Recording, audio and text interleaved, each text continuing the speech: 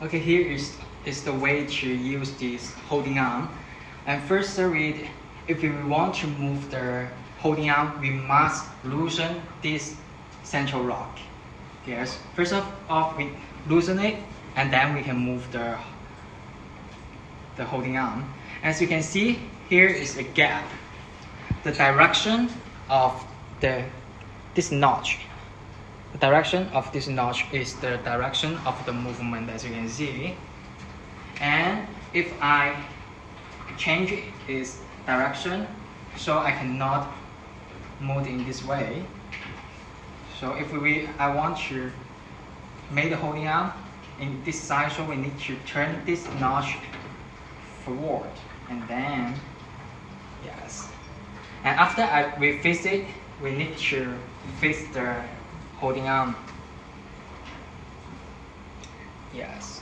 Also, after I fix it, we cannot move it. If we want to move it again, we must loosen this central rock again.